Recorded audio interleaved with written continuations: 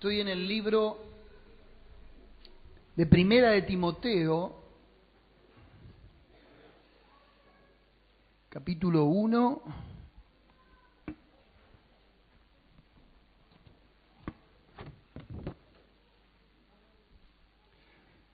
Primera de Timoteo, capítulo 1.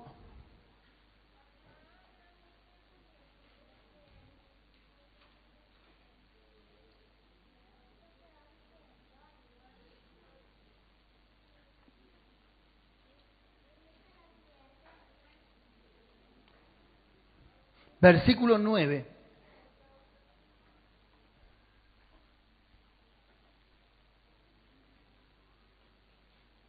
Conociendo esto,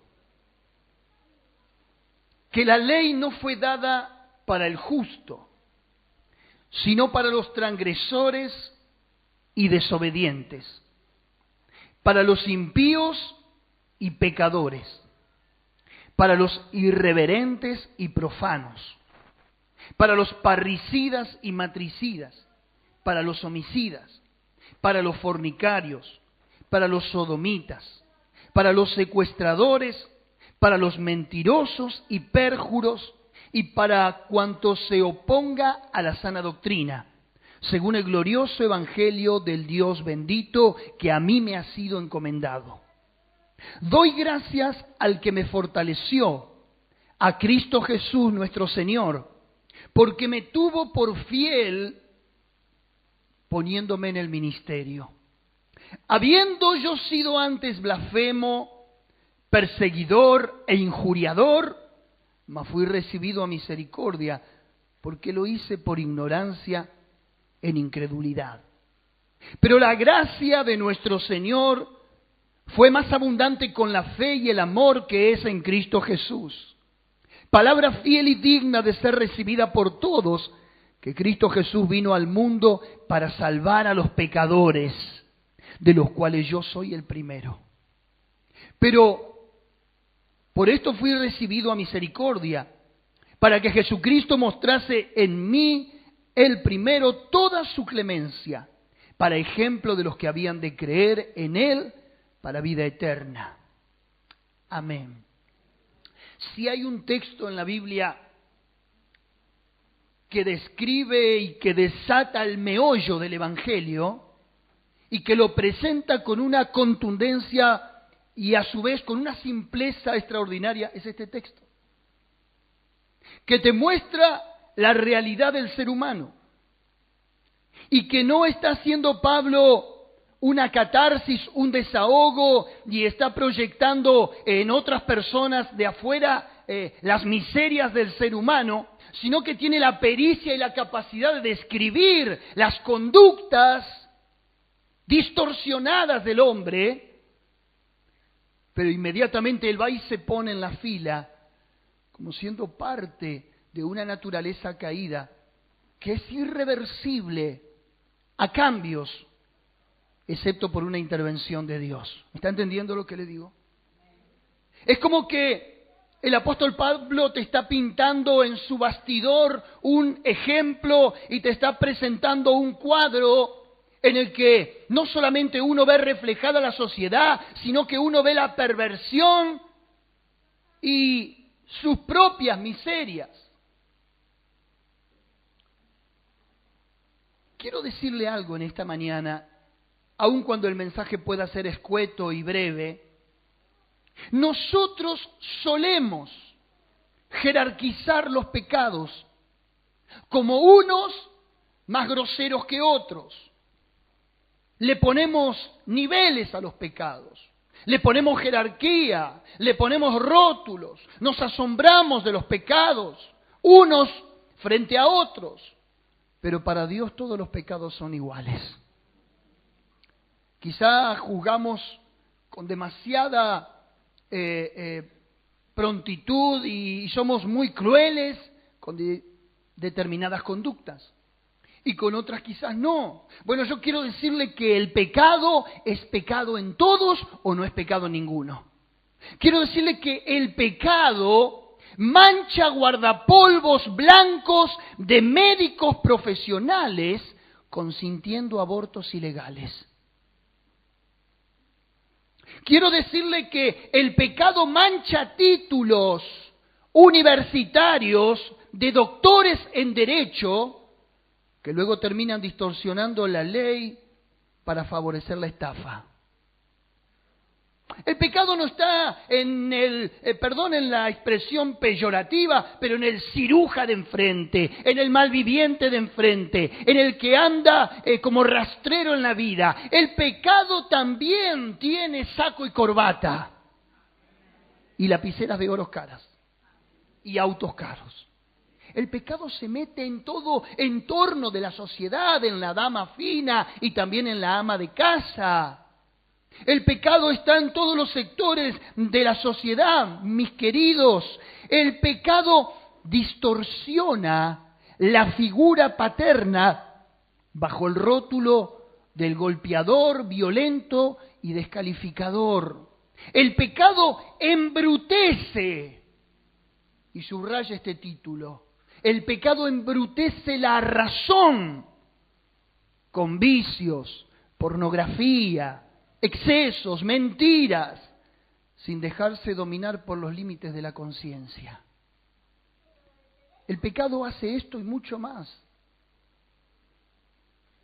El pecado es como un anestesista.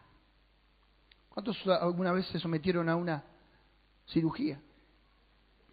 La mayoría. ¿Fueron anestesiados? Y sí. El pecado es como un anestesista que te deja ir durmiéndote paulatinamente, poco a poco, dejándote mirar, dejándote probar, dejándote sentir, disfrutar, hasta que terminás dormido como Sansón en las rodillas de Dalila. Hay una anestesia que se llama local, ¿verdad? Raquidia, que es la que puede tener la capacidad de adormecer el elemento y focalizar el área del cuerpo que se va a intervenir, sin anular los sentidos de la conciencia, sí los sentidos de dolor locales, pero no de la conciencia. Hay personas que pueden ser intervenidas despiertas, es cierto.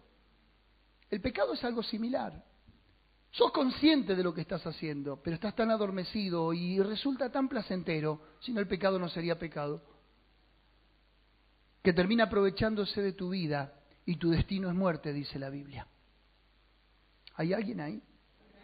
El único pecado que Dios no puede perdonar es el pecado no confesado. Porque no hay pecado que la sangre de Cristo no pueda limpiar. Y ese abismo tan profundo que había para llegar a Dios, Jesús lo ha cerrado con el abismo de su mediación entre Dios y el hombre. Ahora dice el texto en 1 Timoteo que acabamos de leer: conociendo esto, dice el verso 9, que la ley no fue dada para el justo.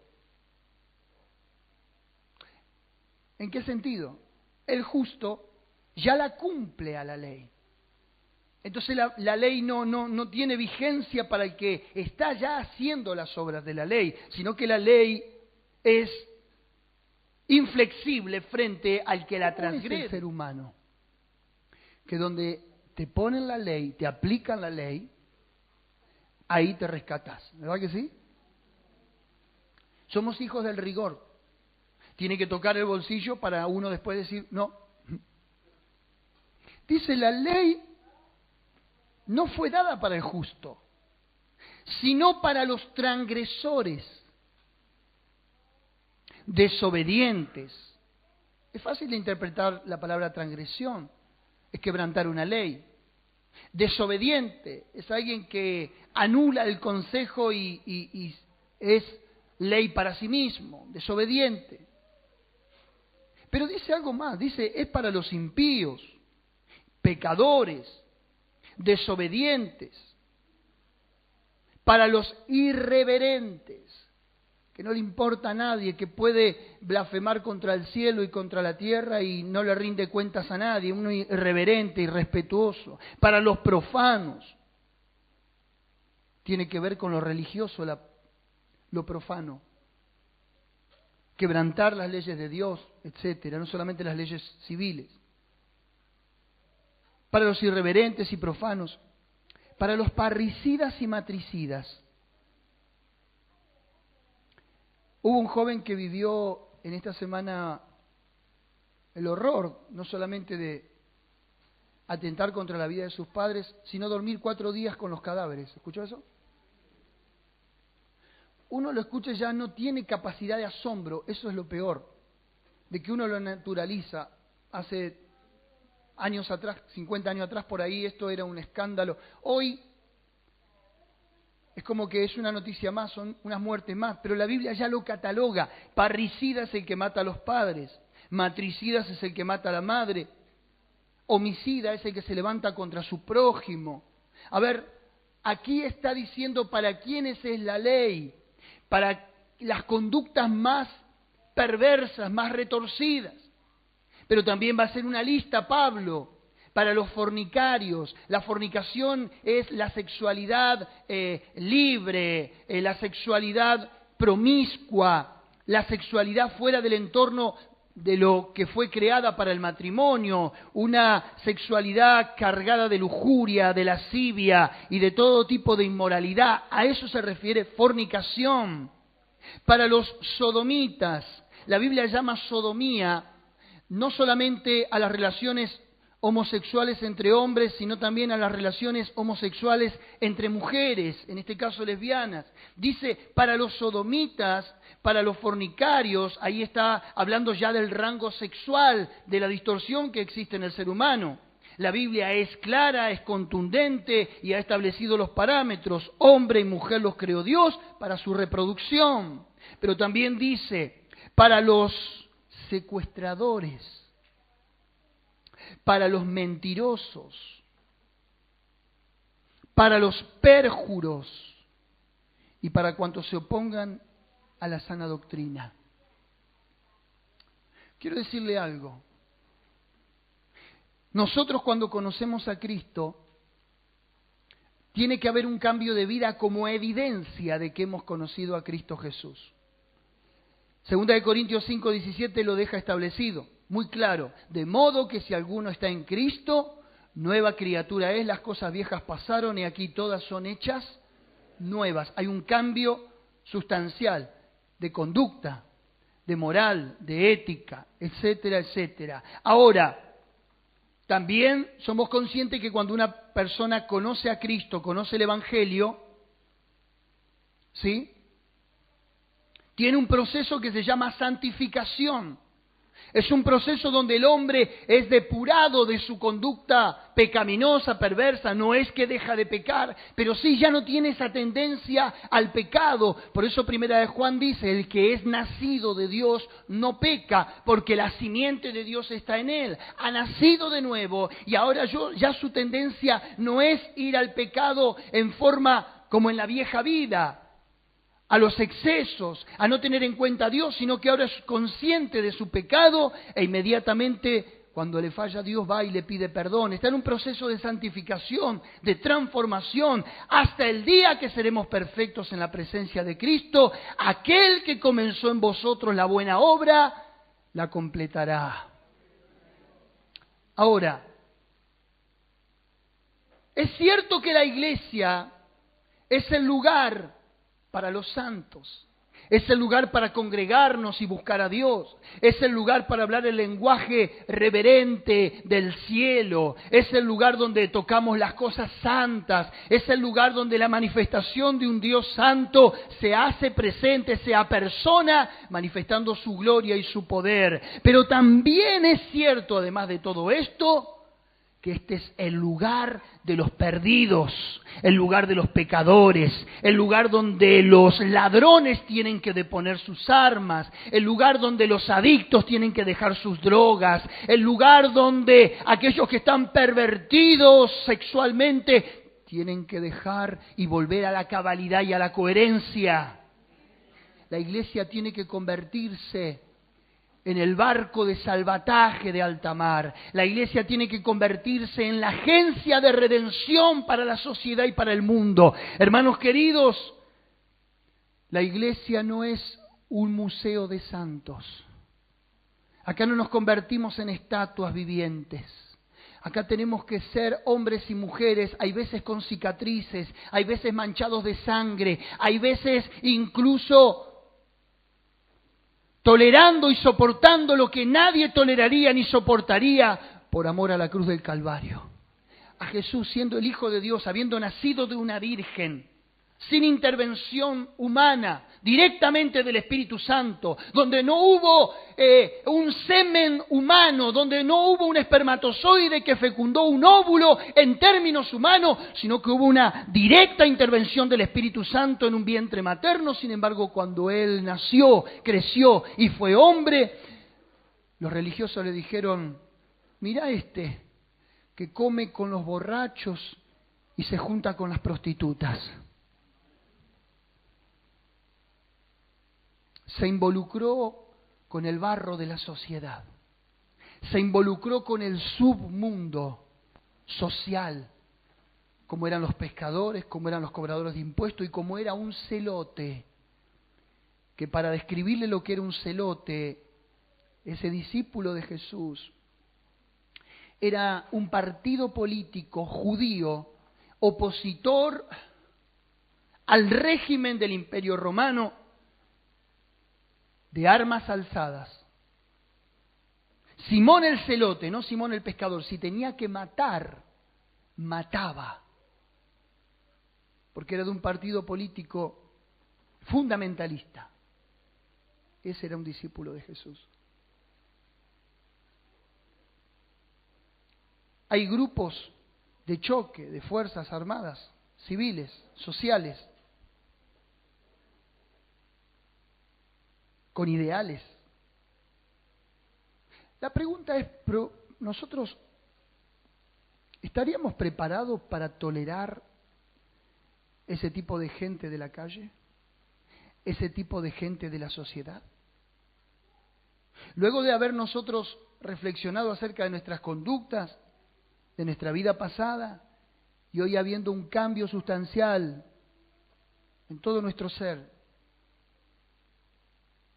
tendríamos la capacidad de bajarnos y hacer un poco de memoria de que nosotros también fuimos parte de ese tipo de gente.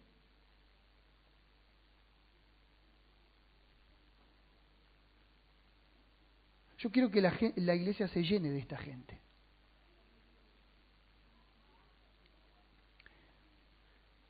Cuando David lo persiguió Saúl, él era un exiliado político. Y David no tenía dónde ir y dónde esconderse. Y no tuvo más brillante idea, que en realidad no fue la idea de David, sino la idea de Dios detrás de David, que fue a la cueva de Adulán. Primera de Samuel, capítulo 22, verso 1. Dice: y se juntaron con él, con David, un hombre intachable, un hombre de Dios. Se juntaron con él los amargados, los afligidos, los endeudados y toda la lacra de la sociedad, porque Adulán no era oficialmente una ciudad de refugio donde huían los delincuentes, pero sí era una cueva conocida por el Estado donde se albergaba lo peor de la sociedad. Pero hay un detalle que describe el texto. Cuando David se mete en la cueva, escribe el Salmo 58 o 57, donde le dice él a Dios en oración: Señor, estoy entre gente que vomita llama, gente que son como leones rugientes. Está describiendo el vocabulario de esa gente, lo peor de la sociedad. Ahí estaba David en medio de ellos. Pero el detalle interesante dice: y él fue hecho jefe de ellos. Y aquí se rompe una ley, donde hay veces que dice la ley social que la presión de los pares termina influyendo en el individuo. Diga conmigo, la la presión de los pares influye en el individuo. Esta es una ley social, un principio social. Aquí el individuo afectó a sus pares. David se les metió en el corazón de esos pervertidos, de esos endeudados, de esos inmorales, y fue hecho jefe de ellos. La sociedad no le comió la cabeza a David, hablando en términos vulgares. David le comió la cabeza a esos delincuentes, que luego en el capítulo 33 de primera o segunda de Samuel dice, los valientes de David hicieron esto y esto y esto para Dios. Pablo dice, la ley, la sana doctrina, lo voy a poner en estos términos, el evangelio no es solamente para los santos, no es solamente para los justos. El evangelio toma eficacia donde necesita ser un cambio de vida. Si usted tiene un remedio para determinada problemática de salud y lo tiene en la heladera, no significa nada. Es un remedio, es eficiente, pero como usted no padece, no lo toma, no se medica. Ahora, cuando usted está enfermo, corre y ahí se hace eficiente ese medicamento. Mientras tanto es algo obsoleto, ¿verdad que sí? Algo irrelevante. El evangelio por sí mismo, cuando no hay dónde canalizarlo, cuando no hay dónde transformar vidas o sociedades, carece de sentido. Por eso es que un cristiano con el evangelio es una persona que no puede estar sin frutos, no puede estar sin generar cambios en su entorno social, en su atmósfera familiar, en su relación con los demás. Una persona que ha conocido el evangelio, un hombre lleno, una mujer lleno del Espíritu Santo de Dios, tiene que transformar su entorno. No puede pasar desapercibido, porque dijo Jesús, una luz, aunque vos la escondas debajo de la mesa, vas a tener que moverte por todos los medios para que no alumbre, porque es luz, y la luz en la oscuridad resplandece. ¿Me está entendiendo? Si usted está pasando desapercibido en el barrio, en la familia, en un montón de lados como creyente, como evangélico, como hijo de Dios, algo está pasando en usted. Usted tiene que ser el comentario de los mediodías. Usted tiene que ser el comentario de la chusma del barrio. Ahí se va la evangélica, mirá, y raja para la iglesia usted. Y va con los chicos, y viene con los chicos, y sale con el esposo, y se pone la corbata al hombre, y sale con la Biblia bajo el brazo. No importa lo que digan los demás, pero están hablando de usted. Tarde o temprano ellos van a caer en la misma trampa. Yo pasaba por la iglesia, recuerdo, y decía, qué gente loca, cómo pierde el tiempo. Y yo estaba perdido en el tiempo. Pablo dice, el evangelio es para ellos. Entonces yo me atrevo a decir, fornicarios, vengan a la iglesia, que acá se van a encontrar con el que puede transformar sus vidas. Secuestradores, vengan, este es el lugar adecuado para ustedes, y acá se encontrarán con el Señor. Por decir algo, mentirosos, pecadores, desobedientes, asesinos, este es el lugar. Si no es aquí, ¿dónde? ¿Van a esperar a que un centro de rehabilitación les saque la química del cuerpo? ¿Van a esperar en los legisladores que las leyes que dicten cambien la moral de la sociedad? Si ellos están más contaminados que el resto. Mi introducción en el principio te dije que un médico, por profesional, por erudito que sea con la medicina, también puede pecar legalizando un aborto o practicando un aborto. Aquí no hay título que valga, aquí no hay establishment de la sociedad, aquí no hay élite social, todos están bajo esta vara. Pero aquí lo interesante de todo es que Pablo no está juzgando a los de la vereda de enfrente. En el verso 12 dice, doy gracias al que me fortaleció, a Cristo Jesús, Señor nuestro,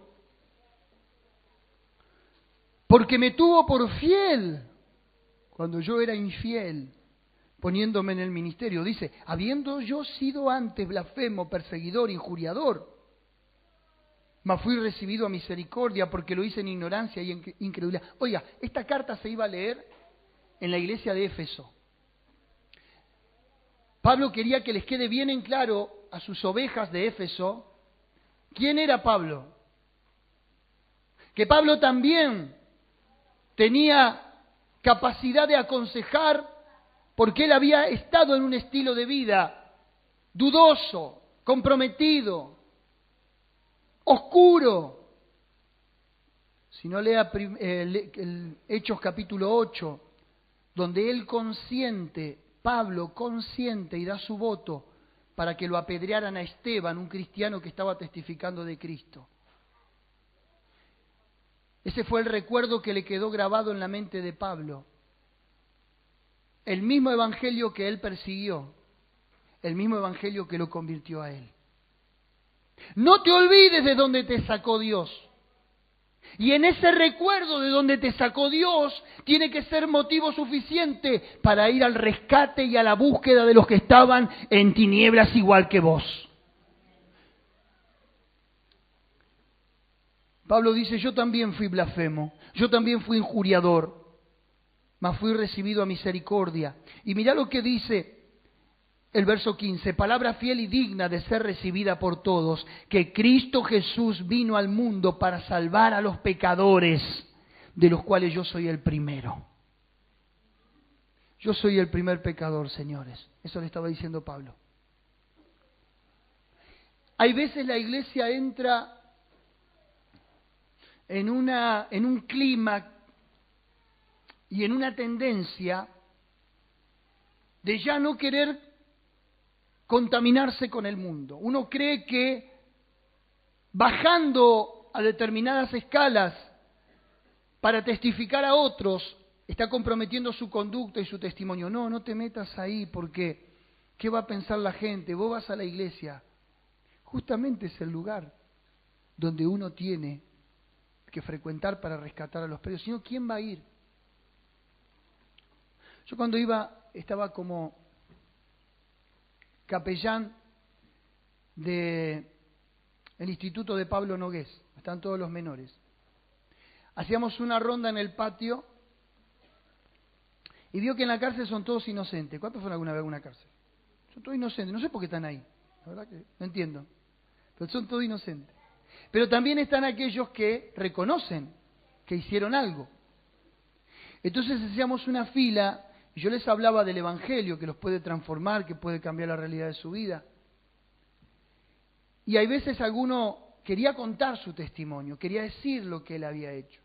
Y había quienes había matado a un policía, había quien le había quemado la cara con agua hirviendo a otro, había quien había robado y por el robo había matado a una persona, había gente que había matado por un celular, por zapatillas, había otros que eran reincidentes, había violadores, sí, abusadores.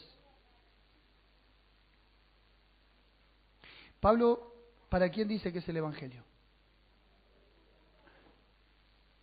Para todos ellos. ¿Se da cuenta el prejuicio que cargamos?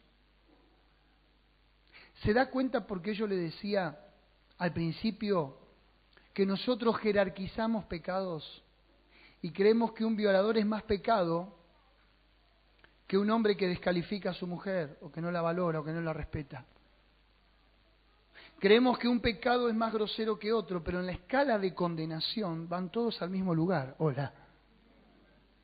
Como también en la escala del arrepentimiento, todos, no importa lo que haya sido, van al cielo con Cristo Jesús. Pablo mató. Hola. Y fue el que escribió 11 epístolas del Nuevo Testamento. Le ganó a todos los discípulos escribiendo. Fundó más iglesias que todos. Llenó Asia del Evangelio. Y había matado a un cristiano. Era un fundamentalista. Era un ISIS del mundo moderno. Sin embargo, nosotros tenemos que cambiar los prejuicios como cristianos, como iglesia. Y tenemos que ir a predicarle y traer todo este tipo de gente. Yo cuando estaba en el primer año del seminario, donde estaba internado, en el Río de la Plata, en el año 91, conocí un muchacho de Córdoba, capital, que de chiquito había sido abusado sexualmente por su padrastro. Su vida fue muy desprolija, su educación, todo su entorno fue muy lamentable. Llegó la adolescencia y se comprometió con la homosexualidad. Llegó en su juventud, se independizó de la casa, se fue del hogar y comenzó a participar activamente en las comparsas, en las murgas. Él se disfrazaba de mujer. Él llegaba noviembre, diciembre y se enfrascaba en la comparsa, en la práctica, viajaban a Brasil, copiaban modas, bailes, etcétera, etcétera. Ganaron premios extraordinarios, hasta que un día estuvo a punto de operarse para cambiarse el sexo. Pero un día antes, a causa de la depresión y de las pastillas que tomaba para dormir, entró en una iglesia evangélica en Córdoba. Pero no entró como una persona común y corriente que era. Entró disfrazado de mujer, porque era un travesti. Entonces fueron las mujeres a buscarla, a consolidarla, imagino yo. Y se encontraron con Carlos, o Carlitos. Y él se puso a llorar por la discriminación que recibió, el choque, estoy hablando hace 30, 20 años atrás, en una iglesia, un travesti.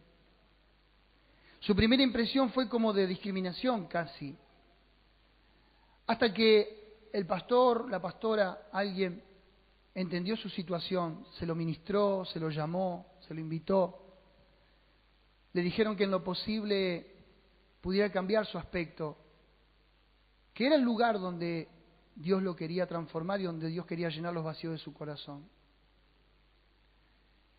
Entonces él depuso su maquillaje, sus ropas, y comenzó a caminar en una vida un poco más normal, entre comillas, para la sociedad.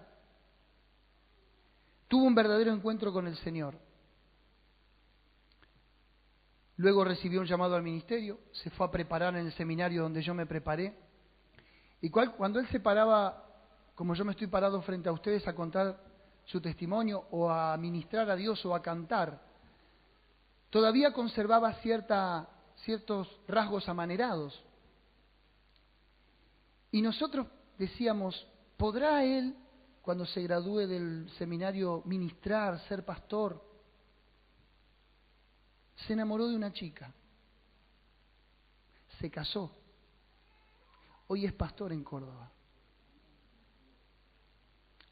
No doy nombres por razones obvias. ¿Y cuántos prejuicios nosotros tenemos? Quien les habla, ninguno hubiera dado nada.